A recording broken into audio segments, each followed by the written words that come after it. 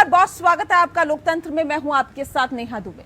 महाराष्ट्र की उद्धव ठाकरे सरकार एक बार फिर से मुश्किलों में पड़ती हुई दिखाई दे रही है। शिवसेना ने एकनाथ शिंदे को हटाकर अजय चौधरी को पार्टी का चीफ व्हिप बना दिया है। आपको बता दें कि शिंदे पार्टी के 29 विधायकों को लेकर गुजरात के सूरत में हैं और अहम बात यह है कि महाराष्ट्र विधानसभा चुनाव में शिवसेना और कांग्रेस के विधायकों की क्रॉस वोटिंग से बीजेपी की जीत के बाद एकनाथ शिंदे पार्टी के विधायकों के साथ नॉट रीचेबल हो गए हैं। बताया यह भी जा रहा है कि बीजेपी नेता देवेंद्र फडणवीस राज्य के राजनीतिक हालात पर चर्चा के लिए दिल्ली पहुंच रहे हैं और वहीं एनसीपी प्रमुख शरद पवार मुख्यमंत्री उद्धव ठाकरे से चर्चा के लिए मुलाकात करने जा रहे हैं। एक रिपोर्ट देखिए।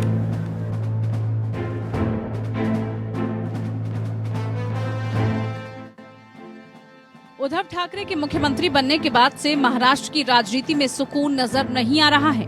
एनसीपी सुप्रीमो शरद पवार सही कहते हैं कि ये तीसरी बार है जब महाराष्ट्र की सरकार गिराने की साजिश हुई है। बीजेपी ने इस बार शिवसेना में सेंध लगाई है। एकनाथ शिंदे ठाकरे परिवार के होते हुए इतने ताकतवर हो गए कि 29 विधायक लेकर सूरत पहुंच गए और अपनी शर्तें बताने के लिए 3 समर्थन विधायकों को उद्धव ठाकरे के घर मातोश्री भेजा। संजय राठौड़, संजय बांगर और दादा भूसे कुल ने उद्धव ठाकरे से मुलाकात की। वहीं एकनाथ शिंदे ने ट्वीट कर कहा कि हम बाला साहेब के सच्चे शिव सैनिक हैं। बाला साहेब ने हमें हिंदुत्व सिखाया है, हम सत्ता के लिए कभी भी धोखा नहीं देंगे। वहीं एनसीपी प्रमुख शरद पवार ने कहा कि ये शिवसेना का अंदरूनी मामला है, सरकार गिराने की साजिश पहले भी होती रही है, चिंता की कोई बात नहीं। जहाँ तक बीजेपी में कुछ बदलाव करना या किसी को वहाँ मौका देना, वो उनका इंटरनल इशू है। जो शिवसेना की लीडरशिप इस पर जो कुछ तय करेंगे इसके साथ हम रहेंगे, मगर मुझे पूरा विश्वास है कि उद्धव ठाकरे के नेतृत्व पर वहाँ जो गवर्नमेंट चलाई है इसमें कोई बदलाव करने की आवश्यकता हमें व्यक्ति नहीं। पवार कुछ भी कहे, लेकिन इस बार शिंदे की बगावत ने शिवसेना को हिला कर रख दिया है। शिंदे का फोन नॉट रीचेबल हो गया है। ऐसे में शिवसैनिकों की एकजुटता का दम भरने वाले संजय राउत को शिंदे के लिए मान मनुहार की भाषा इस्तेमाल करनी पड़ी है। सूरत में है, मैंने सुना है, हमारा उनसे संपर्क हुआ है, हमारे सब एमएलए वहाँ है। उसमें से बहुत से लोग जो है वापस आना चाहते हैं, लेकिन उनको वापस आना नहीं दिया जा रहा है। उनकी घेराबंदी की है। ये घेराबंदी सिर्फ गुजरात में ही हो सकती है, क्योंकि वहाँ किस प्रकार की सरकार काम करती है और केंद्र किस प्रकार से वहाँ अपना काम कर लेती है, आपको मालूम है। लेकिन जब भी मौका मिलेगा हमारे सभी एमएलए यहाँ वापस आ जाएंगे, क्योंकि वो निष्ठावान शिवसैनिक है। दरअसल बागी विधायक सूरत के ली मेरिडियन होटल में ठहरे हैं। शिवसेना के इन बागियों को यहाँ लाने में बीजेपी के 2 वरिष्ठ नेताओं का हाथ बताया जा रहा है। वहीं शिवसेना ने भी अपने 2 सीनियर लीडर मिलिंद नार्वेकर और रविंद्र पाठक को सूरत भेजा है। दरअसल महाराष्ट्र विधान परिषद के चुनाव में बीजेपी के पक्ष में क्रॉस वोटिंग के साथ ही शिवसेना को ये दूसरा बड़ा झटका लगा है। विधान परिषद चुनाव में 10 सीटों में से 5 बार बीजेपी के उम्मीदवारों की जीत हुई है। वहीं एनसीपी कांग्रेस के 2-2 प्रत्याशी जीते हैं। माना जा रहा है कि कांग्रेस और शिवसेना के वोटों में सेंधमारी हुई है। वहीं एनसीपी के पास 51 वोट थे, लेकिन मिले 57, यानी निर्दलीय और कांग्रेस समेत 6 वोट उनके पक्ष में आए। तो शिवसेना के पास 55 वोट थे, लेकिन उन्हें भी सिर्फ 52 वोट ही मिले, यानी उनके 3 विधायकों को तोड़ा गया। बताया जा रहा है कि एकनाथ शिंदे विधान परिषद चुनाव और इस क्रॉस वोटिंग को लेकर खासे नाराज थे। मैं यकीन के साथ कहता हूँ, बाला साहब ठाकरे जी के शिवसैनिक है ये, वो कोई ऐसा काम नहीं करेंगे। ये मेरी सोच है और मैं उनको अपील भी करूंगा। अपनी बात जो है आपस में बैठ के उसमें सुलह हो सकती है। इतने बड़े पार्टी में, इतने बड़े सरकार में ये सारी चीजें शायद होती है। हमने देखा है, हमने सरकार चलाई है, कोएलिशन सरकार चलाई है, हमने आघाड़ी सरकार चलाई है, तो हम जानते हैं कि इस तरह की बातें होती है, पर बैठ के इसमें सुलह हो सकती है, रास्ता निकाल सकता है। समझा जा रहा है कि एकनाथ शिंदे ने उद्धव ठाकरे से बीजेपी के साथ आने और महाराष्ट्र विकास आघाड़ी सरकार से एनसीपी को बाहर करने की शर्त रखी है। उनका कहना है कि सरकार में रहने का सारा फायदा एनसीपी ले रही है और सारा खामियाजा शिवसेना को उठाना पड़ रहा है। सारे मलाईदार विभाग एनसीपी के पास है। वहीं शिवसेना विधायक को फंड भी नहीं दिया जा रहा। जबकि एनसीपी अपने विधायकों को खूब फंड रिलीज कर रही है। सियासी हालात के मद्देनजर उद्धव ठाकरे के सामने एनसीपी से गठबंधन तोड़ने की शर्त रखने को चुनौती के रूप में देखा जा रहा है। समझा जा रहा है कि एकनाथ शिंदे मुख्यमंत्री बनना चाहते हैं। बीजेपी नेता चंद्रकांत पाटिल ने कहानी में ट्विस्ट पैदा कर दिया है। उन्होंने दावा किया कि बगावत की पटकथा शिवसेना नेता संजय राउत ने लिखी है और इसका बीजेपी से कुछ लेना देना नहीं है। जैसे नाना पटोले जी के केंद्र का हस्तक्षेप विधान परिषद में इस पर बोला था कि हारने के बाद एक स्क्रिप्ट तैयार करनी पड़ती है, वो नाना पटोले ने पहले से बनाई। वैसे अभी ये जो बगावत हुई है उसकी स्क्रिप्ट संजय राउत लिख रहे हैं। वहीं पूर्व मुख्यमंत्री देवेंद्र फडणवीस बीजेपी आलाकमान से मशविरे के लिए दिल्ली पहुंच गए हैं और बीजेपी ने राज्य में सरकार बनाने का दावा करने की तैयारी शुरू कर दी है। सत्ता कौन बनाए, कौन सी पार्टी बनाए, मुख्यमंत्री कौन बने, इससे महाराष्ट्र की जनता का हित इम्पोर्टेंट है। और देवेंद्र फडणवीस साहब महाराष्ट्र के प्रतिपक्ष नेता होते हुए भी आज वो पावर सेंटर वो लग रहे। लोगों को सत्ता में बैठे हुए मंत्री काम नहीं कर सकते, मुख्यमंत्री नहीं कर सकते हैं। हमें न्याय देवेंद्र जी दे सकते हैं। ये भूमिका, यह वातावरण आज महाराष्ट्र में है। तो इसलिए देवेंद्र जी के ऊपर महाराष्ट्र की जनता का भरोसा है और इसलिए जनता के लिए उनको कुछ तो करना पड़ेगा। वहीं अगर महाराष्ट्र का चुनावी समीकरण देखा जाए तो 288 सीटों वाली विधानसभा में बहुमत के लिए 144 विधायकों के समर्थन की जरूरत है। वहीं महाराष्ट्र विकास आघाड़ी का बहुमत गिरकर 151 तक आ गया है। वहीं बीजेपी को 134 विधायकों का समर्थन प्राप्त है। ऐसे में अगर शिंदे के साथ 29 विधायक बगावत करते हैं तो उद्धव सरकार के लिए संकट खड़ा हो सकता है। तो वहीं कांग्रेस में भी बगावत सुलग रही है और कम से कम 10 विधायक बिकने के लिए पहले ही तैयार बैठे हैं। ऐसे में पार्टी ने कमलनाथ को हालात संभालने के लिए मुंबई भेजा है। Bureau report, APN news.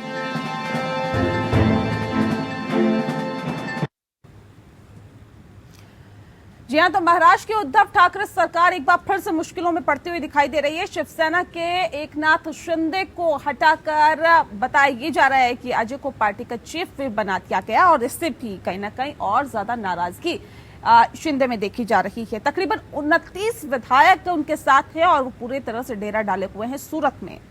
विषय पर तफसील से चर्चा करेंगे। खास मेहमान हमारे साथ मौजूद है, उनसे आपका परिचय करा देते हैं। इस वक्त हमारे साथ सुधा मिश्रा जी जुड़ गई हैं। डॉक्टर सुधा मिश्रा प्रवक्ता हैं कांग्रेस की। सुधा जी, बहुत स्वागत है आपका। विनय चौधरी जी हमारे साथ जुड़े हैं, प्रवक्ता है भारतीय जनता पार्टी के। बहुत स्वागत है आपका विनय जी।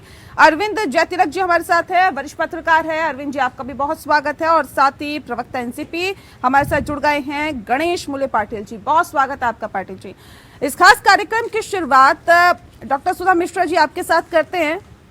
सुधा जी, क्या ये कहा जाए ये 29 विधायक जो सूरत में डेरा डाले हुए हैं उद्धव सरकार के लिए, महाराष्ट्र विकास आघाड़ी सरकार के लिए मुश्किल की घड़ी है? और कितनी बड़ी ये मुश्किल आप देखती हैं फिलहाल? अभी आप बोले किडनैप किए गए हैं, इसको ये मत बोले कि वहाँ पे गए हैं।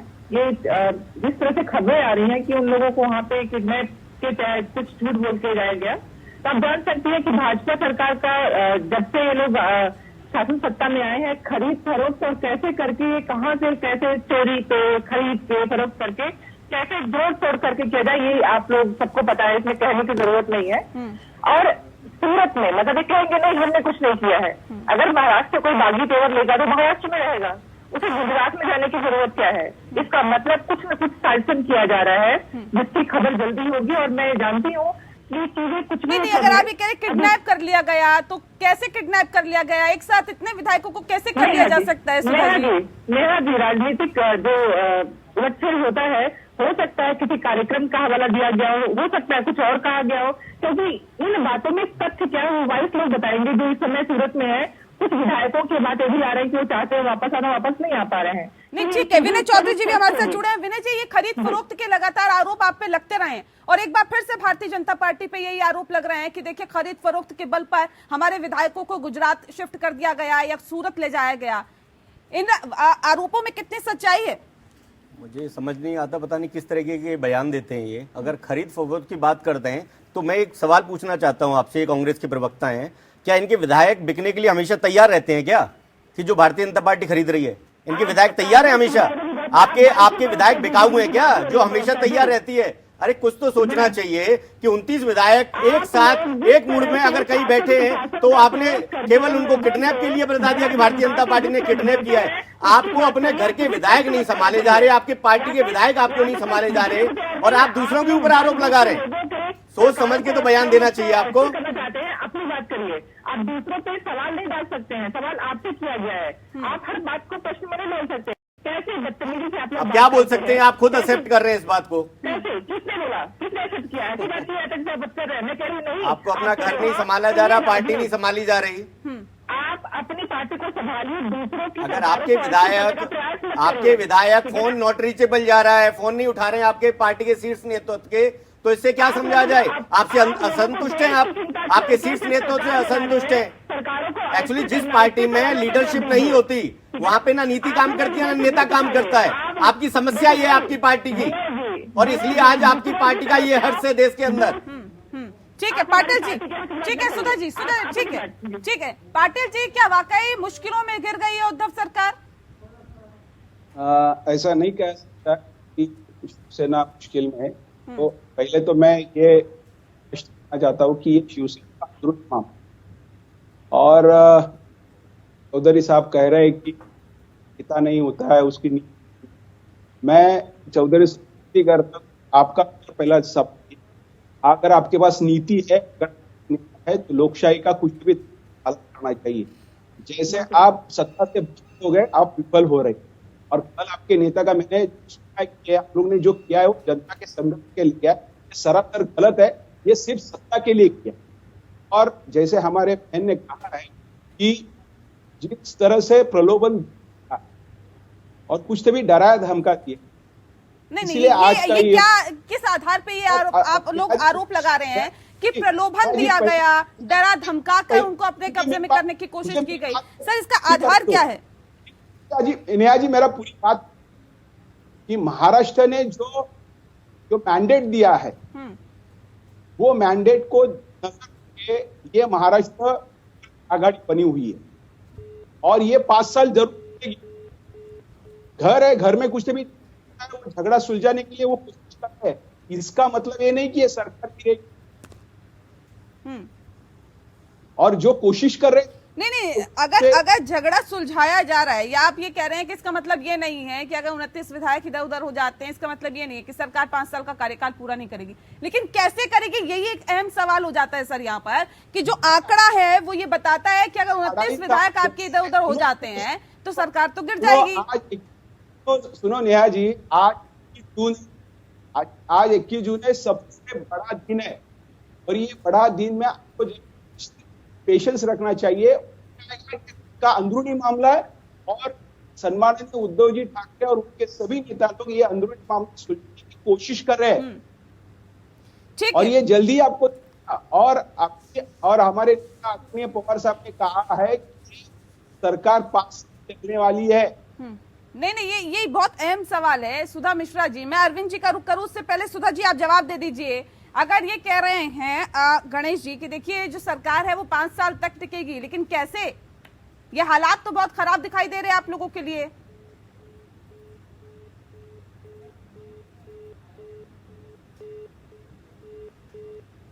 सुधा जी, आपकी आवाज हम तक नहीं पहुंच पा रही है।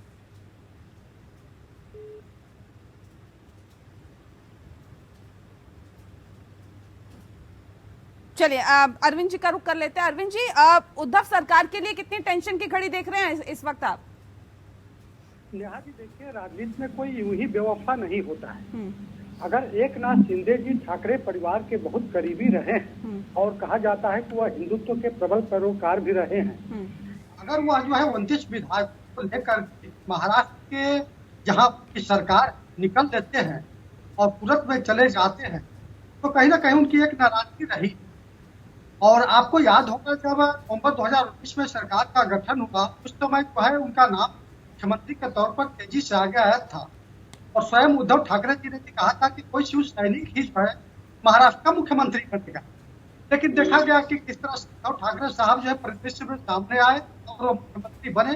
सवाल यहीं तक सीमित नहीं, अब जो उनको नगर विकास मंत्रालय दिया गया है, कहा जा रहा है कि जो उद्धव ठाकरे जी के जो सुपुत्र है आदित्य ठाकरे जी, उनका हस्तक्षेप काफी बड़ा है। उनका जो अर्बन डेवलपमेंट का जो एक प्रोजेक्ट है, जो नीति है, जो कुछ करना चाहते हैं, उस पर लगातार जो है हस्तक्षेप बढ़ता जा रहा है। दूसरी तरफ आप ही अभी ने बताया कि किस तरह से जो शिवसेना के विधायक हैं उनकी फंडिंग नहीं हो रही है, 2-2.5 साल बाद उन्हें चुनावी मैदान में जाना है।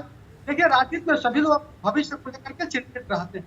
हाँ, एक चीज और जो बार बार वो कह रहे हैं तो सत्ता से बाहर करिए और भाजपा के साथ सरकार बनाइए, उनको शर्त है।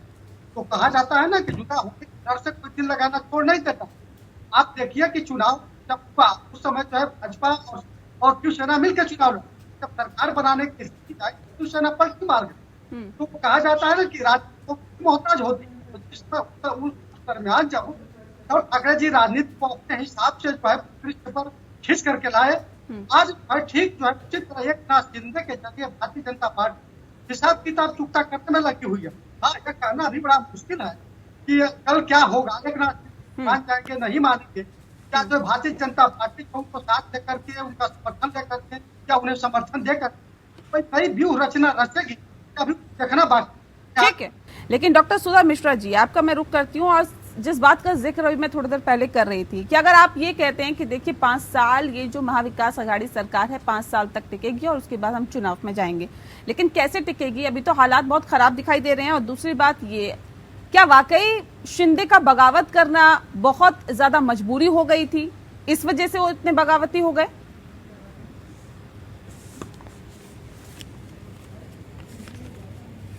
सुधा जी।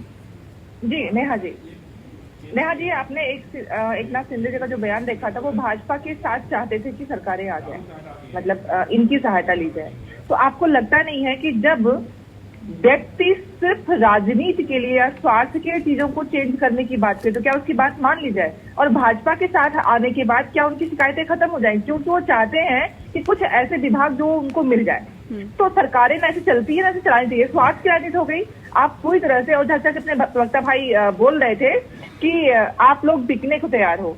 राजनीति बिकने का नाम नहीं होती है। राजनीति में जोड़ तोड़ करके जब आप अस्थिरता पैदा करने का पूर्णतः प्रयास करते हो और जानबूझ के कि कैसे कहां से किनको हम हटा सकते हैं या कर सकते हैं। अभी आप कह रही थी थोड़ी देर पहले कि देखिए भारतीय जनता पार्टी ने प्रलोभन दिया, लालच दिया, उसके बाद किडनैप कर लिया, ये तमाम चीजें आपने कही। अभी आप कह रही कि एकनाथ शिंदे जो है वो भारतीय जनता पार्टी के साथ सरकार मिलके बनाना चाहते थे, इसलिए वो बगावत कर रहे हैं। मैम, एक स्टैंड रखिए अपना। नहीं, चलिए, उन्होंने शर्त रखी थी, उसके बाद जब बातचीत उनसे हुई शर्त रखी थी कि भाजपा के साथ आ जाइए। आप पूछिए ना, आप लोग खुद न्यूज चला रहे हैं। जो बातचीत हुई है उसमें उन्होंने कहा शर्त रखा है और उनकी शर्त नहीं मानी गई, उसको इनकार कर दिया गया है। मैं उन्हीं बातों को कह रही हूँ, मैं 2 स्टैंड नहीं एक ही स्टैंड रख रही हूँ। मैं एकनाथ जी की बात कर रही हूँ जिसके पक्ष में बोल रहे हैं कि बिकने को तैयार है। उसके पहले किस तरह से महाराष्ट्र से सूरत पहुंच जाना, ये आपको बहुत सामान्य बात तो नहीं लग रही होगी नेहा जी? ये सामान्य बात हो भी नहीं सकती। अगर कोई किसी से नाराज है, अपनी पार्टी में कुछ प्रॉब्लम है, तो व्यक्ति अपने घर में रहेगा, अपनी बातों को दूर करेगा।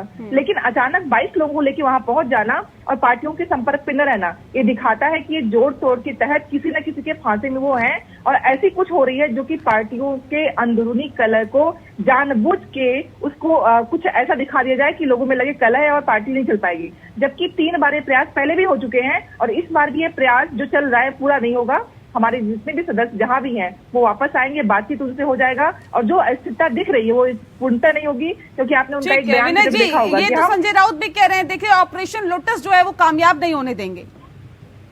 जी बिल्कुल नहीं होना चाहिए।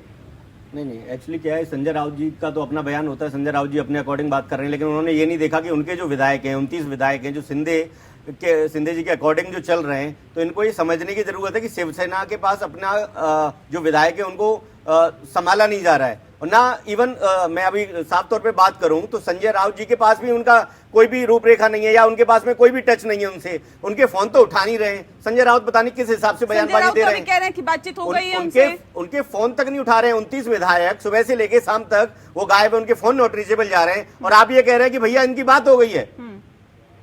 और मुझे कांग्रेस की जो प्रवक्ता बार बार सुधा मिश्रा जी एक बात को बार बार रिपीट कर रही है, बार बार रिपीट इन्होंने क्या उनका जो उठ नहीं रहा है? आपने आप विश्वास से जो कह रहे हैं, सारे फोन आपके पास रखे हुए हैं क्या कि नहीं उठ रहे हैं? मैडम अगर उठ रहे होते तो शायद आप लोगों से बात कर रहे होते, आपके साथ में वीडियो कॉल हो रहा होता, आपके साथ फोन कॉल हो रहा होगा। बनाने के लिए उत्साहित है क्या महाराष्ट्र में? देखो, भारतीय जनता पार्टी के पास में अगर कोई भी विधायक चल के आएंगे तो उनका स्वागत है। किसी भी नेता का भारतीय जनता पार्टी में अगर कोई भी आता है तो स्वागत है। नहीं, विधायक चल के आए या ना आए, लेकिन देवेंद्र फडणवीस चल के बिल्कुल आए, दिल्ली जरूर आ गए। बिल्कुल आए देवेंद्र फडणवीस इसके जी क्या हमारे। मायने हैं? इसके क्या मायने? बिल्कुल, देखो प्रयास देखो करते हैं। अगर हमारा शीर्ष नेता अगर देवेंद्र जी वहां प्रयास कर रहे हैं तो वो दिल्ली आए आज। और आज हमारे पार्लियामेंट बोर्ड की बैठक भी चल रही है, संसदीय दल की बैठक है जो कि शुरुआत हो चुकी है। और उसके बाद में देवेंद्र जी अगर मुलाकात भी करेंगे माननीय गृह मंत्री जी से भी और माननीय राष्ट्रीय अध्यक्ष जी से भी, उसके बाद में निष्कर्ष होगा कि क्या रूपरेखा बनेगी। कहाँ की रूपरेखा की बात करें? महाराष्ट्र की? वो डिपेंड करेगा कि जो अगर सरकार के अंदर, जो महाराष्ट्र के अंदर जिस तरह की गतिविधि चल रही है, अगर कर कुछ लगेगा कि अगर भारतीय जनता पार्टी सरकार बना सकती है तो उसके लिए भी प्रयास जारी है। ठीक है, उसके लिए कोई मना नहीं है। पाटिल जी, एक बहुत अहम सवाल ये है कि जहां पर विधायक अपने आप को सिक्योर मानते हैं वहां का रुख करते हैं, उन्होंने सिर्फ सूरत को क्यों चुना, गुजरात को क्यों चुना? क्या वजह इसके पीछे मानते हैं आप? मैं तो ये सवाल हमारे बीजेपी के प्रवक्ता से पूछिए। बिल्कुल, उससे मेरे से अच्छा हुआ, अच्छे जवाब। आपकी सरकार के विधायक क्या है? भारतीय जनता पार्टी को पता होगा। नहीं, हमारे सरकार के विधायक अगर रहेंगे वो रहेंगे ही। लेकिन ये जो सवाल का जो जवाब आपको चाहिए, आप इतनी श्योरिटी के साथ कह रहे हैं कि भारतीय जनता पार्टी? पाटिल साहब, आपके संपर्क में नहीं है, आपके संपर्क में नहीं है, आपकी पार्टी के संपर्क में नहीं है। आपकी पार्टी के नेता इस तरह के बयान दे रहे हैं। आपके लिए एक लीड है कि जितने भी ये आपने कहा है और मैं पहले एक लीड है आपके लिए बीजेपी की तरफ से। होते हो दूसरे के घर पे पत्थर। ठीक है, सुधा जी बताइए। सुनिए, न्याय जी मैं आती हूँ पाटिल जी, एक सेकंड रुक जाइए। सुधा जी कुछ कहना चाह रही है, सुन लेते फिर मैं आती हूँ। वो दूसरे के घर पे पत्थर नहीं मारा करते। हाँ, ठीक है। नेहा जी, एक लीड दे रहे हैं विनय जी आपको, बार-बार आप ध्यान नहीं दे रही हैं। आप लोगों के हेडलाइन बना रहे हैं, वो आपको ध्यान नहीं दे रहे हैं। इन्होंने कहा करके आप विरोधी दल का काम कीजिए, ना कि इनके घर में आग लगाओ, उनके घर में आग लगाओ। आप केंद्र की सहायता करते, ईडी लगाते, सीबीआई लगाते, ये कौन सी चीज है? डर क्यों रहे हैं ईडी से? आप कुछ अगर गलत किया है तभी तो ईडी से डर रहे हैं आप। अगर आप लोग ठीक हैं, कोई भी आपकी तरफ से कुछ भी गलत नहीं है, आपके नेता पाक साफ हैं, तो फिर ईडी से डरना कैसा? ईडी से डरना कैसा? आपके नेता अगर बिल्कुल पाक साफ है, सब कुछ ठीक है, तो ईडी से डर क्यों रहे आप? नहीं, ईडी पे मत जाइए। ईडी पे जाएंगे बहुत दूर तक बात जाएगी सर। यहाँ महाराष्ट्र की सियासत नहीं रही है, मुद्दे को मत चेंज करिए प्लीज। पूरे 5 साल हमारी सरकार चलने वाली है। ठीक है, चलेगी ना। 3 बार इस तरह का जोड़ तोड़ हुआ है, पता होगा आपको। तब से लेके जब से सरकार बनी है अभी तक 3 बार जोड़ तोड़ हो चुका है, और अभी तक आगे पता नहीं क्या क्या होगा। और आज आप देख रहे होंगे किस तरह की सुबह से लेके शाम तक आपके विधायक आपसे संभाले नहीं जा रहे हैं, और आप कह रहे हो कि 5 साल सरकार को चलाएंगे। क्या इस तरह से 5 साल सरकार चलाएंगे? विनय जी एक सेकंड, आप संभाल लेंगे विधायकों को? देखो, ये अगर इस तरह का नहीं है, अगर हमारे पास में हमारे विधायक सामने हुए, भारतीय जनता पार्टी के विधायक कहीं नहीं है। अच्छा, भारतीय जनता पार्टी के विधायक जहाँ थे वही पार्टी के विधायकों को संभालने के लिए तैयार है। हमारा स्वागत है, भारतीय जनता पार्टी स्वागत करती है, किसी भी नेता का कभी मना नहीं किया।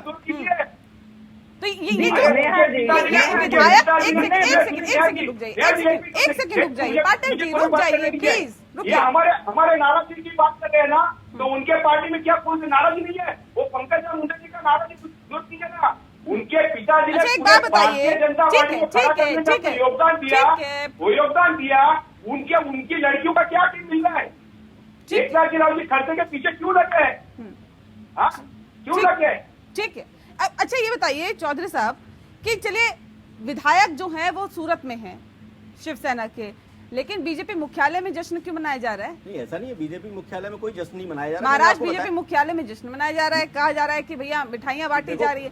किस बात की है मिठाइयाँ और किस बात का जश्न? कार्यकर्ताओं का काम होता है। देखो, कहीं भी अगर कोई ऐसी सूचना मिल रही होती है, अगर आज हम जिस स्टेट में बैठे हैं और जिस स्टेट का कार्यकर्ता अगर वहाँ का होता है, अगर उनको लगता है कि हमारी शायद सरकार आ रही है, तो उसके लिए मिठाइयाँ भी बांटते हैं, वो कोशिश भी करते हैं, वो हल्ला भी करते हैं, वो अपना प्रयास करते हैं। कार्यकर्ता होता है, कार्यकर्ता हमेशा चाहता है कि उनकी पार्टी हमेशा सत्ता में रहे, और आज नहीं है तो वो अपना कार्यकर्ता अपना काम कर रहे हैं, वो खुशी मना रहे हैं। लेकिन अभी ऐसा नहीं है कि सरकार बन गई है। नहीं है ना, अभी तो बहुमत के साथ महाराष्ट्र में आप भी नहीं है। जोड़ तोड़ से अगर सत्ता में आएंगे तो क्या वो सत्ता में आना हुआ क्या, और वो सही तरीका है क्या? 2000 ये इस बात को सही तरीका नहीं बोलेंगे, हम भी नहीं कहेंगे। अगर लेकिन कोई भी अपनी स्वेच्छा से पार्टी में आना चाहता है, सरकार में आना चाहता है, उनको पता है उनको जिस लीडरशिप में काम करना है, उनको माननीय प्रधानमंत्री नरेंद्र मोदी जी की लीडरशिप चाहिए कि शिवसेना के जो कि अब जो शिवसेना पहले बाल ठाकरे जी की शिवसेना होती थी, और आज शिवसेना को आप देख लो किस तरह का जो शेर होते थे वो गीदड़ बनने का काम किया है शिवसेना ने। आज ही बाला साहब की अपने नेताओं को आप संभाल नहीं पाते, अपने विधायकों को आप संभाल नहीं पाते।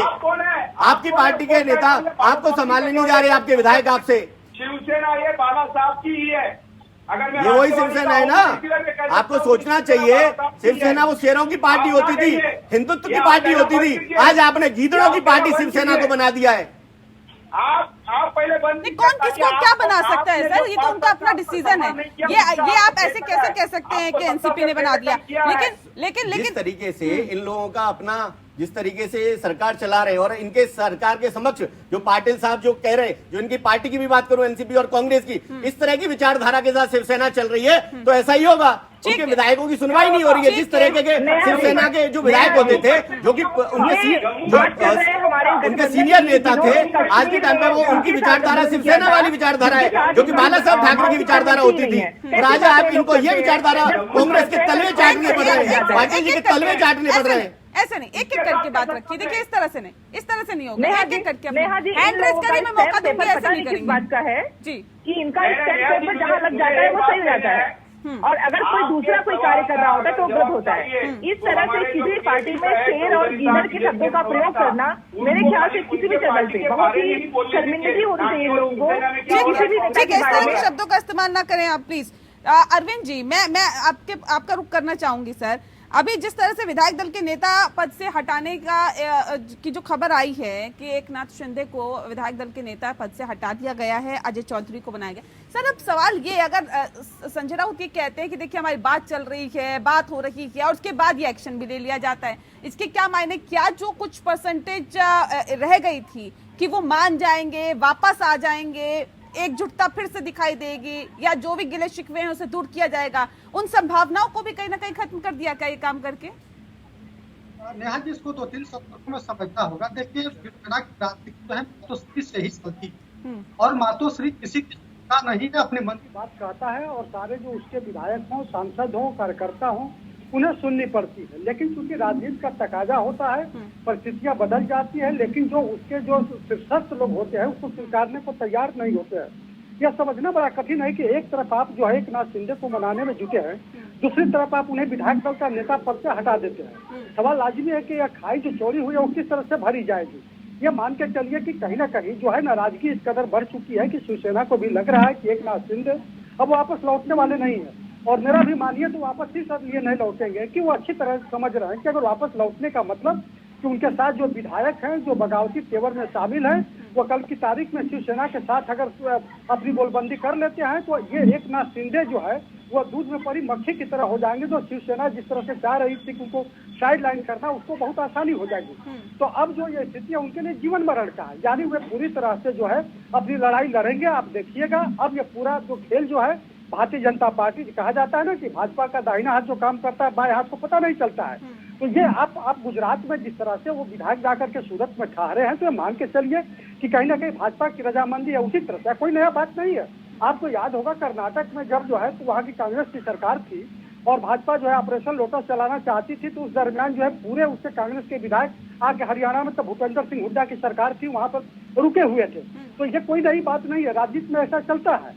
लेकिन सवाल देखिए, कोई भी राजनीतिक दल साधु संतों की टोली नहीं होता, सरकार बनाना उसका मकसद होता है। तो ये भाजपा हो चाहे कांग्रेस हो, कोई भी दल जो है यह कहना उसका पूरी तरह से बेमानी होगा कि नहीं हम तो कोई इसमें कोई खेल नहीं कर, पूरी तरह से खेल हो रहा है। और ये मान के चलिए कि भाजपा पहले दिन से ही लगी हुई है कि सरकार को जो है खत्म किया जाए। लेकिन चूंकि आप उद्धव ठाकरे जो है कहीं ना कहीं जो है एनसीपी का उनको समर्थन हासिल है, फिर कांग्रेस का समर्थन हासिल है, लेकिन जो बागी विधायक हैं उनके मन में क्या चल रहा है, वो अपने राजनीतिक भविष्य को लेकर के किस तरह आशंकित है, ये काफी कुछ इस पर निर्भर करता है। तो अब देखना बड़ा दिलचस्प होगा कि रास्ता क्या निकलता है। ठीक है सुधा जी, क्या वाकई महाराष्ट्र में खेला हो रहा है क्या? क्योंकि एक तो विधायक दल के नेता पद से हटा दिया जाता है शिंदे को, दूसरी तरफ एक आपात बैठक बुलाई जाती है शिवसेना की तरफ से और एकनाथ शिंदे के करीबी नेताओं को उनको मनाने के लिए भेजा जाता है।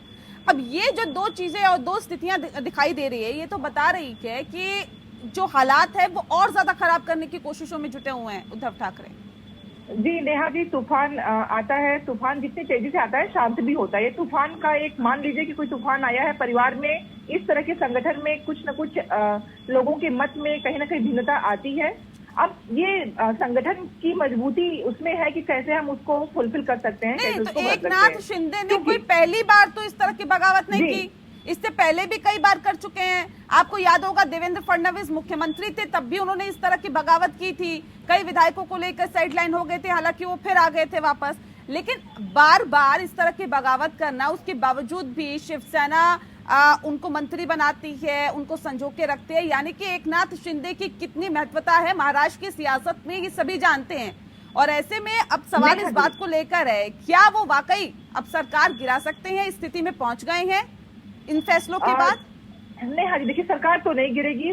सरकार के अस्थिर करने की जो कोशिशें हो रही हैं वो नाकाम होंगी। जहां तक बात होती है, जब जनता की भलाई देखी जाती है तो हर सरकार चाहती है कि जनता ने जब अपने उसके पैसों से सरकारें हर बार चुनाव लड़ती हैं, तो हमारा पूरा प्रयास है कि जनता का नुकसान बिल्कुल ना होने पाए, क्योंकि चुनाव होने का मतलब, जोड़ तोड़ होने का मतलब आप जानती हैं कि पूरा का पूरा जो बोझ होता है वो आने वाला है जनता पे ही। तो हम पूरी कोशिश करेंगे कि जो ये अस्थिरता फैलाने का जो कार्य हो रहा है ये बिल्कुल ना हो, और जो असंतोष जिस चीज को लेके है, अगर लोगों में असंतोष परिवार में होता है तो उनको कहीं न कहीं किसी तरह से मनाने की, उनको अपने साथ रखने की कोशिश की जाती है। ये हर संगठन में, हर परिवार में होता है। तो हम पूरी कोशिश करेंगे कि वो चीज हो जाए। उसके पहले मैं एक बात बोलना चाह रही थी, बार बार मेरे बात पे उन्होंने, अनिल भाई जो प्रवक्ता हैं, कुछ बोले जा रहे थे। आपको इतनी बड़ी लीड दे रहे हैं, आप न्यूज चला सकते हो कि सारे फोन नहीं उठ रहे हैं, मतलब इनको पता है कि फोन इन्होंने उनको उठा के सूरत में रखा, भी फोन भी ले लिया है। इन्हें मालूम है किसका फोन आ रहा है, फोन नहीं उठ रहा है, फोन नहीं जा रहा है, सारे इन्फॉर्मेशन इनके पास है। ट्वीट भी तो आया है, वो ट्वीट किसने किया है? वही अब इनसे पूछना पड़ेगा क्या ये लोग कर रहे हैं। मतलब फोन इनके पास है लेकिन ट्वीट कोई और कर रहा है, हमारे फोन नहीं उठ रहे हैं। सारी इन्फॉर्मेशन का जोड़ तोड़ जो इनके पास है वो आप देख रहे हो। तो लीड में चला सकते हो कि माननीय विनय चौधरी जी का लीड है कि भाजपा के पास सबके फोन रखे हुए हैं। क्या पता इन लोगों ने कुछ और कर दिया हो। तो ये जो खेला कर रहे हैं अस्थिरता फैलाने की, वो चलेगी नहीं। बहुत एक तूफान आया है, शांत हो जाएगा। हम पूरे प्रयास में हैं कि संगठन के साथ मिलके, कांग्रेस के सारे विधायक आपसी संपर्क में है, किसी से कोई कनेक्शन नहीं है कि नई बात हो रही है। शिवसेना का भी जो है वो समस्या समाप्त हो जाएगी और महाराष्ट्र की सरकार को अस्थिर करने का जो प्रयास चल रहा है, जो एक खेला करना चाहते हैं, यहाँ खेला ना चल दे, क्योंकि ये जो एक खेला करना चाहते हैं बिल्कुल महाराष्ट्र में नहीं चलेगा। विनय भाई को मैं पहले ही शुभकामना देता हूँ कि विपक्ष में बैठना है आपको, फिर तैयार रहिए। विनय जी, विपक्ष को कौन बैठेगा कौन नहीं, ये आपको सुबह तक आइडिया लग जाएगा, पता चल जाएगा। मतलब आप फिर आप मानते लोगों को हैं कि अपना आपको प्रयास मोबाइल सुबह तक तक आपको पता चल जाएगा कि कौन विपक्ष में रहेगा और कौन नहीं। और हाँ। जिस तरीके के आप आरोप लगा रहे हो ना, ये काम होता था एक समय पे कांग्रेस का, ये समय पे ये काम होता था कांग्रेस का। जिस तरीके से आपके हिसाब से जो आप प्रधानमंत्री चुनते थे ना, तो आपकी राष्ट्रीय अध्यक्ष रिमोट की तरह उस प्रधानमंत्री को चलाने का कार्य करती थी, और आज आप दूसरे के ऊपर उंगली उछालने का कार्य कर रहे हैं। आपको पहले आपको खुद के गलेबान में झांकना चाहिए और आप दूसरे के ऊपर आरोप लगा रहे हैं। ये विचारधारा कांग्रेस की विचारधारा है, जो आज आप हमें बता रहे हैं कि भारतीय जनता पार्टी की क्या विचारधारा होनी चाहिए। सुन के अच्छा लगेगा कि कांग्रेस की विचारधारा आपके देश की स्वतंत्रता में है। कैसी बात करते हैं? क्या आप कहीं और से विचारधारा आती ना आपकी पार्टी, आपके प्रधानमंत्री देश के प्रधानमंत्री को एक पार्टी की राष्ट्रीय अध्यक्ष चलाती थी, और कुर्सी अगर पहले बात होती थी, कुर्सी राष्ट्रीय अध्यक्ष को कुर्सी मिलती थी और प्रधानमंत्री वहां खड़े होते थे। ये विचारधारा कांग्रेस की होती थी। की सरकार आज आप बात कर रहे हैं विचारधारा की, ये विचारधारा आपकी थी। सरकार है विनय जी, आप उसी विचारधारा से अलग हुए हैं। कैसी बात करते हैं? देश से अलग नहीं है आप। देश की स्वतंत्रता के बाद जो संगठन मजबूत हुआ है वो कांग्रेस था, आप कहीं अलग से नहीं आए हैं। तो कम से कम अपने पूर्वजों के सम्मान में कुछ तो शब्दों में संयम रखिए विनय भाई। मिश्रा जी, हमें हमारे पूर्वजों का अच्छे से ज्ञान है कि किसका सम्मान करना होता है और किसका नहीं, लेकिन आपको समझना पड़ेगा कि आपने आप किसका निराधार कर रहे हो। सामान्य ज्ञान बढ़ाइए विनय भाई, बहुत जरूरी है, क्योंकि इस तरह से बोल देना। और प्रधानमंत्री आपका नहीं, प्रधानमंत्री भारत के प्रधानमंत्री देश का है। हमें इसी बात का तो दुख है, यही तो दुर्भाग्य मुझे बोलना पड़ रहा है कि आपके यहाँ पर किस तरह की नीति चलती थी, किस तरीके से प्रधानमंत्री टैकल होते थे। आपके यहाँ राहुल गांधी जी, उनके सामने इस तरह के पर्चे फाड़ दिए जाते थे, प्रधानमंत्री की सुनवाई नहीं होती थी, साथ में प्रधानमंत्री बैठते थे। आपके यहाँ कोई वजूद नहीं होता था प्रधानमंत्री का। आप उनकी बात कर रहे हैं, मुद्दे से नहीं भटकते। महाराष्ट्र की आज हम बात कर रहे हैं, महाराष्ट्र को आप नकार देंगे। नेहा जी, ऐसे लोग हैं। सवाल ये भी है कि अगर आप ये कहते हैं कि देखिए तोड़फोड़ की सियासत हो रही है, खरीद फरोख्त की सियासत हो रही है, आपने विधायकों को किडनैप कर लिया, आपने विधायकों को गायब कर दिया, ये कहना आसान है, ये शायद आप लोग करते होंगे, शायद आप तभी आप ये इस तरह की बात कर रहे हो। ये भारतीय जनता पार्टी का काम नहीं है। तो कैलाश विजयवर्गीय क्यों कहते हैं कि अगर आलाकमान बताए तो 2 दिन में हम सरकार बदल दें, ये क्यों कहते हैं? देखो प्रयास जारी होता है, हर सरकार का काम होता है, हर नेता काम करता है, बहुत अच्छा काम प्रयास जारी है। देखो कोई भी पार्टी अपनी सरकार हमेशा बनाना चाहती है, अगर पार्टी और उनका कार्यकर्ता भी चाहता है तो बताइए ना, सरकार बनाने की कोशिश कर रहे हैं, बताइए खुल के कहिए, इसमें क्या दिक्कत है? बताइए, ऐसा कुछ नहीं है। अगर इस तरह का, मैं बार बार आपको एक बात करूंगा, अगर कोई भी नेता हमारे पास भारतीय जनता पार्टी में आना चाहता है तो उनका स्वागत है, खुले दिल से उनका स्वागत है। अगर वो देश नीति राष्ट्र नीति की भावना उसके अंदर है तो भारतीय जनता पार्टी में स्वागत है। आपके यहाँ लीडरशिप नहीं मिल रही है उनको। खरीद फरोख्त की सियासत की बात अभी की जा रही थी ब्रेक पे जाने से पहले। सर ये तो बरसों हो गए हैं खरीद फरोख्त की सियासत होती है, एक दूसरे को खरीदा जाता है, लालच दिया जाता है या सत्ता का डर दिखाया जाता है, तो ये कोई नई बात है क्या? और ये परिपाटी किसकी सिखाई हुई है सर? ये सीख किसने दी है? बिल्कुल आप नेहा जी सही कही। देखिए खरीद फरोख्त कोई नया चीज नहीं है। आप 1967 के बाद के से लेकर के आप देख लीजिए अब तक कितनी खरीद फरोख्त हुई है। चाहे झारखंड मुक्ति मोर्चा खरीद कांड जो है कितना बड़ा कांग्रेस के जमाने में बवाल बना था, मामला सुप्रीम कोर्ट तक गया था कि किस तरह उसके सांसदों को खरीद करके सरकार जो है बचाई गई थी। तो ये कोई बड़ी चीज नहीं है। तो ये रवायत जो है कांग्रेस से शुरू हुई है, क्योंकि सत्ता में सबसे पहले थी। बाद में कोई भी दल दूध का धुला नहीं है, उस परंपरा को आगे बढ़ा रहा है। अब देखिए जो मौजूदा जो राजनीतिक जो स्थिति है वो अभी चलेगा। देखिए पानी को उबलने के लिए भी 100 डिग्री टेम्परेचर का इंतजार करना पड़ता है, तो 2-3 दिन के अंदर ये जो है तस्वीर पूरी तरह से साफ हो जाएगी। यहाँ पे जो है पूरी तरह से मान के चलिए कि 2/3 जो है विधायकों को अपने साथ रखने की जो है जद्दोजहद चल रही है, एक दूसरे को आजमाया जा रहा है। और ये मान के चलिए कि जिस दिन शिवसेना के जो 20 विधायक बचे हुए हैं, 18 जो भी हैं, उनको मालूम हो जाएगा कि नहीं ये सरकार जो है बचने वाली नहीं है, तो ये अपने आप जो है शिफ्ट हो जाएंगे एकनाथ शिंदे के साथ, क्योंकि बगैर कोई सत्ता का रहना नहीं चाहता। इस बार जो ऑपरेशन हुआ है, चाहे इसके पीछे भाजपा हो या न हो, चाहे एकनाथ शिंदे की यह रणनीति रही हो, बड़े व्यापक स्तर पर हुआ है, ठोस हुआ है। आप देखिए ना, जो विधान परिषद का चुनाव हुआ, 105-6 भाजपा के विधायक हैं और 134 सीट पाती है भाजपा। तो ये कहाँ से पाती है? क्या यह अनायास तो पा नहीं गई है? यानी जो है ये जो प्रक्रिया जो है तोड़ने का बहुत काफी दिनों से चल रहा है। और ये जो नाराजगी को ऐसा नहीं है कि शिवसेना मालूम नहीं था, तो पूरी तरह से वाकिफ थी कि एकनाथ शिंदे जो है कहीं ना कहीं नाराज चल रहे हैं। लेकिन जो ताकतवर लोग होते हैं उन्हें लगता है कि ये छोटा आदमी जो है इसकी नाराजगी का क्या असर पड़ेगा, इसको तो हम जैसे चाहेंगे वैसे नचा देंगे। लेकिन वही सारी चीजें छोटी छोटी भूलें जो है, आप देखिए मध्य प्रदेश में जब 2020 में कमलनाथ जी की सरकार को किस तरह से मार्च के महीना था और वहां पे भारतीय जनता पार्टी ने ऑपरेशन चला करके खत्म कर दिया, और वही कमलनाथ जी अब महाराष्ट्र में भेजे जा रहे हैं कांग्रेस के विधायकों को बचाने के लिए। यानी सवाल जो है ये नहीं है कि केवल शिवसेना ही टूट रही है, वहां पे कांग्रेस में भी अंदरूनी जो है कलह मची हुई है। और कांग्रेस को अपना घर संभालना बड़ी चीज है। रही बात एनसीपी की, तो एनसीपी के शरद पवार बड़े नेता हैं। कहा जाता है कि वो छोटे तालाब के बड़ी मछली है, लेकिन उन्हें बड़ा तालाब तैरने को मिलता नहीं है। इस नाते जो है महाराष्ट्र में फंसे हुए हैं। तो उनकी पार्टी जो है पूरी तरह से कहीं ना कहीं ताकतवर है, संगठित है। और मजेदार बात है कि सरकार में भी वो मलाईदार पद लेकर के अपना काम बनाने में सफल रहे हैं। अपने उनके जो कॉन्स्टिट्यूएंसी है उनके विधायकों की, वहां पे उनकी लोकप्रियता है। कारण यह है कि वो पूरी तरह से काम करते देखे जा रहे हैं। लेकिन जो शिवसेना के लोग हैं, जिसकी बात एकनाथ शिंदे कह रहे हैं कि नाराजगी है, तो कहीं ना कहीं उस चीज को शिवसेना को गंभीरता से लेना चाहिए। केवल मुख्यमंत्री बने रहने के लिए वो कोई मुख्यमंत्री शिबू सोरेन टाइप के तो है नहीं, उद्धव ठाकरे या जो आपने देखा कि मधु कोड़ा जैसे झारखंड में थे उस टाइप के तो हो नहीं। आपको तो जो आपका एक बड़ा संगठन है, राजनीतिक दल है, अगर आप अपने लोगों के जो शीर्ष नेता है उनकी नाराजगी को अगर आप ध्यान में नहीं रखेंगे तो आप जो है कहीं ना कहीं जो है पछाड़ खाएंगे। और वैसी ही स्थिति आज सामने होती दिख रही है। नेहा जी ठीक है। पाटिल जी, अब सवाल इस बात को लेकर है सर, बार बार आप लोगों की तरफ से दावा किया जा रहा है कि देखिए हम तो 5 साल सत्ता में रहेंगे, उसके बाद चुनावों में जाएंगे, लेकिन ये 5 साल कैसे रहेंगे ये थोड़ा सा मुझे समझा दीजिए, हमारे दर्शकों को भी समझा दीजिए। जो अभी स्थिति सर बनती हुई दिखाई दे रही है, अभी फिलहाल शिवसेना के तकरीबन 55 विधायक है, एनसीपी के तकरीबन 55 विधायक है, कांग्रेस के 44 विधायक हैं। ये टोटल सर जो आंकड़ा बनता है वो 152 का बनता है, जबकि बहुमत के लिए 144 चाहिए। अब सवाल ये है कि 29 विधायक अगर चले जाते हैं तो 123 विधायक रहते हैं। 123 विधायकों में कैसे सरकार चलाएंगे सर? पहले तो मैडम ये जो 23 विधायक है इधर नहीं जा रहे, अभी थोड़ी देर में आदरणीय पवार साहब और उद्धव जी की जो मीटिंग हो रही है, कांग्रेस के साथ के नेताओं की मीटिंग हो रही है, वहाँ पे भी इस मसले पे कुछ कभी एक ताजा कार्यक्रम तैयार हो जाए।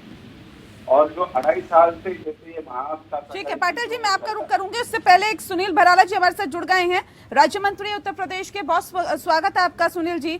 सुनील जी, महाराष्ट्र की सियासत किस करवट बदलती हुई दिखाई दे रही है, या क्या लगता है आपको कि महाराष्ट्र की सियासत में क्या उद्धव सरकार बस कुछ ही मिनटों की या फिर कुछ ही घंटों की मेहमान है? आवाज आ रही है मेरी? जी, आपकी आवाज मिल पा रही है? हाँ। हेलो जी, रखिए सर, अपनी बात रखिए। देखिए, ऐसा है कि ये हम लोकतंत्र में विश्वास रखते हैं और शिवसेना को छोड़ करके मोहभंग जो हो रहा है, जो देखने में आ रहा है न्यूज चैनल के माध्यम से और समाचार पत्रों के माध्यम से जो बात आ रही है, तो शिवसेना का एक धड़ा टूट करके वो दल टूटा है। अभिषेक तो जौहरी है, उसके विधायक शिवसेना की सरकार से, उद्धव ठाकरे की सरकार से मोहभंग हो गया है उनका, और वो सरकार से अलग और राजनीतिक दल अपना अलग बनाने की बात में आ रही है। अभी क्या है अंदर, क्या चल रहा है, वो उनकी पार्टी का मैटर है। अगर सरकार अल्पमत में आती तो भारतीय जनता पार्टी अपना दावा पेश करेगी। नहीं सुनील जी, ये तो हमेशा कहा जाता है। हम मध्य प्रदेश की बात करें तब भी ये कहा गया कि देखिए कांग्रेस की सरकार से विधायकों का मोहभंग हो गया है, ज्योतिरादित्य सिंधिया को उतना तवज्जो नहीं मिल रहा है, इसलिए वो भारतीय जनता पार्टी में आना चाहते हैं, यहाँ पे सरकार बना ली। यही दावे कर्नाटक में भी किए गए थे जब वक्त से पहले की मुख्यमंत्री पद की शपथ ले ली गई थी। यही दावे कुछ महाराष्ट्र में भी किए गए थे कि हम अपनी सरकार बनाएंगे। दावे तो किए जाएंगे, नहीं दावे नहीं किए गए थे, लेकिन लोग तो आपको लोग तो ये कह रहे हैं सर, ऑपरेशन लोटस की तैयारी कर रही है भारतीय जनता पार्टी एक बार फिर से। देखिए, जिस प्रकार की चीजों पर हम लोग दावे कर रहे हैं या किसी बात को प्रस्तुत करने की कोशिश करते हैं, हम उसमें विश्वास नहीं करते। हम विश्वास करते हैं लोकतंत्र में और जो संविधान कहता है, और वो उसकी जिम्मेदारी हमारी नहीं है। जिम्मेदारी वहाँ एक जो कॉन्स्टिट्यूशनल है, वो मुहिम को निर्णय लेना है। सरकार अगर अल्पमत में आती है तो उनको अपना एक्शन लेने का अधिकार है, और वो अगर सबको आमंत्रित करेंगे तो उसमें भारतीय जनता पार्टी विपक्ष की पार्टी है, नंबर 2 पार्टी अपना दावा ठोकेगी। सर लेकिन ये तो विपक्षी पार्टियां कह रही है, कांग्रेस और एनसीपी कह रही है कि तोड़फोड़ की इजाजत देता है क्या लोकतंत्र? नहीं, संविधान, हम संविधान में विश्वास करते हैं और संविधान के अनुरूप हम काम करते हैं जी। लेकिन अपने विधायकों को इन्हें करना चाहिए। ऐसे लोग जो लालची हैं, स्वार्थी हैं, वो उनको देखना चाहिए क्या है। सरकार पूरी बहुमत में है। जी। चलिए, बहुत शुक्रिया आपका भराला जी हमारे साथ लाइन पर जुड़ने के लिए। पाटिल जी एक सेकंड रुक जाइए। कह रहे थे संविधान पर हम भरोसा करते हैं, लोकतंत्र पे हम भरोसा करते हैं। एक सेकंड सर, इस तरह से मत करिए प्लीज। पाटिल जी अविश्वास का प्रस्ताव रखिए, ये क्यों नहीं रखते आप? ठीक है, मैं सवाल पूछ लेती हूँ सर, पूरी चर्चा आप इस तरह से बार कह रहा है कि आप जरा थोड़ा सा सबर कीजिए, कुछ घंटे रखिए। ये सरकार पूरे बहुमत में है और 2.5 साल चलने वाली है। और जैसे आपने जो सवाल पूछा है कि ये कौन से मुद्दे पे चल रही है, जो मुद्दे चल रहे हैं महाराष्ट्र के विकास के ऊपर चल रही है, जो ताजा कार्यक्रम बनाया उनके ऊपर चल रहे हैं। आपको अगर आपको लग रहा है तो ये लेटर लेके आप राज्यपाल के पास जाइए। पाटिल जी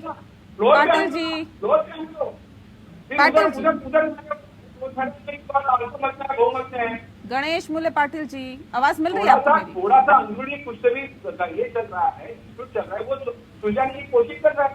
और उसमें बीच में जो हमारे भारतीय जनता पार्टी है ना, उनसे मैं कह रहा हूँ कि जिनके घर शीशे के होते हैं वो पत्थर पे नाम आती है। आज 2022 है और 1 साल के बाद आपके पार्टी में कितनी नाराजगी होने वाली है देखेंगे आप। और जो पूर्वजों का हमको ये जो दाखिला दे रहे, उन्होंने अपने पूर्वज को भुला दिया।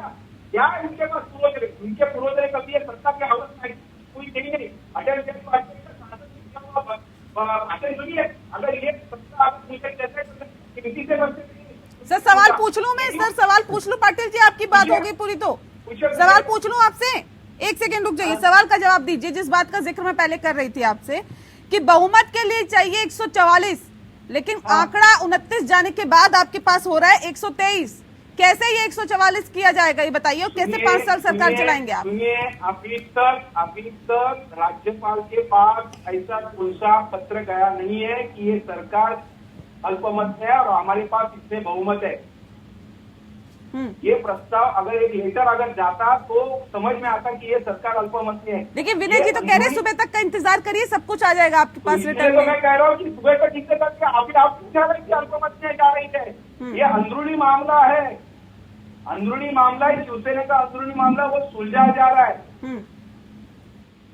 आप जल्दी से आपने ये मत कीजिए, कुछ से भी समय रखिए, सब्र कीजिए। और मैंने बार बार कहता हूँ कि बीजेपी अपने घर शीशे के हैं, 2004 में उसके ऊपर पत्थर पड़ने वाले। ठीक है सुधा जी, अभी आपने भराला जी को सुना, कह रहे देखिए संविधान पे भरोसा हम रखते हैं, हम लोकतंत्र पे भरोसा रखते हैं, चाहिए हम कोई संविधान पे तोड़फोड़ नहीं भरोसा करते। रखना चाहिए, लेकिन बीजेपी संविधान पे भरोसा नहीं रखती है। जैसे हमारे सुधा मैडम ने कहा है कि खरीद फोक पे उनका भरोसा है। ठीक है, ठीक है, सुधा जी को बोलने दीजिए, सुधा जी को बोलने दीजिए। पाटिल जी मुझे आवाज बंद करवानी पड़ेगी आपकी। सुधा जी रखिए अपनी मेरी आवाज कोई नहीं बंद कर सकता है। ठीक है सर, ठीक है सर। सुधा जी जी नेहा जी, भराला जी ने जो बातें की वो उन बातों पे मैं 4 लाइनें बोलना चाहती हूँ और आपको भी शायद वो अच्छी लगेंगी। उन्हीं के लिए है, इन तथा कथित जो संविधान की बात कर रहे हैं उनके लिए, कि इतनी मासूमियत लाते कहाँ से हो, इतनी मासूमियत लाते कहाँ से हो, चेहरे पे रखे चेहरे छुपाते कहाँ से हो, बातें कर रहे हो बड़ी बड़ी बरसों से, खुद को समझदार बता हमें मूर्ख जताते कैसे हो, कहाँ हो, सच बताओ ना, इतनी मासूमियत लाते कहाँ से हो। तो इसका जस्ट जवाब इतना ही है कि जो एक कहते हैं और जो करते हैं और जो ऑपरेशन, तो ये जो तथ्यात्मक रूप से जो कहते हैं और जो करते हैं उसका जो जमीन आसमान का अंतर है नेहा जी, आप सब लोगों को मालूम है। और मुझे आज खुशी इस बात की है कि ऐसा कोई पत्रकार है जो हर प्रश्न को वही पूछ रहा है जो पूछना चाहिए, चाहे वो पक्ष हो चाहे विपक्ष हो।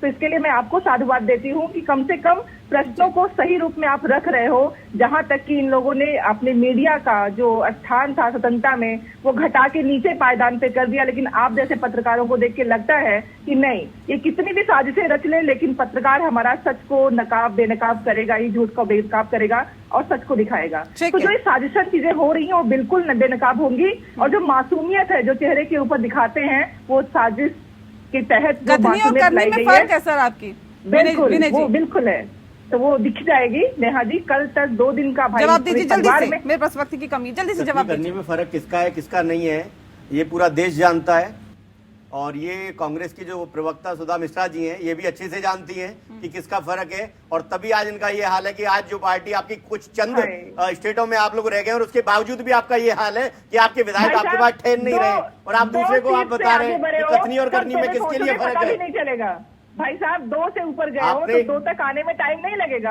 इतना अहंकार अच्छी बात नहीं होती है, अहंकार नहीं है, ये जनता का प्यार है, ये अहंकार नहीं है। जनता सब कुछ जानती है। अगर मैं देवतुल्य जनता का प्यार है जो आज भारतीय जनता पार्टी जा गई भी है।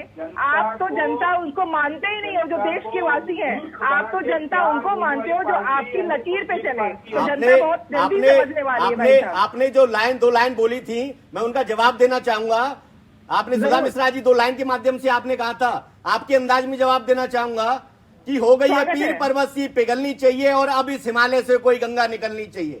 आज यह दीवार पर्दों की तरह हिलने लगी है, आज यह दीवार महाराष्ट्र की दीवार पर्दों की तरह हिलने लगी है, पर हमारा मकसद है किसी भी हालत में ये बुनियाद हिलनी चाहिए। हर नगर, हर सड़क, हर गली, हर राज्य में हर हाथ लहराते हुए हर राज चलनी चाहिए। और सिर्फ हंगामा खड़ा करना मकसद नहीं है हमारा, सिर्फ हंगामा खड़ा करना मकसद नहीं है हमारा। हमारा मकसद है किसी भी हालत में इस देश के युवा की सूरत बदलनी चाहिए, इस देश की सूरत बदलनी चाहिए। और मेरे सीने में ना सही तो तेरे सीने में सही हो, कहीं भी आग लिए आग जलनी चाहिए। बिना जी ये आपके लिए है। मैंने आपको पूछा था और मैं अपनी लाइनों से आपको बताती हूँ, जिस युवा की आप बात कर रहे हैं कि खुदकुशी आप ही अपनों को बांटते हो जहर, खुदकुशी आप ही अपनों को मैडम लंबा हो जाएगा, नहीं लंबा होगा। आंसर बहुत जरूरी है। जिस युवा की आपने बात की है, आप जहर फैला रहे हो, तो खुद खुशी है आप ही अपनों को बांटते जहर। इश्क जहां इल्म था अब नफरत की दीवार है, वो दीवार आप लोग खड़ी कर रहे हैं। तो आप लोगों को जवाब तो मिलेगा, जनता आपको देगी।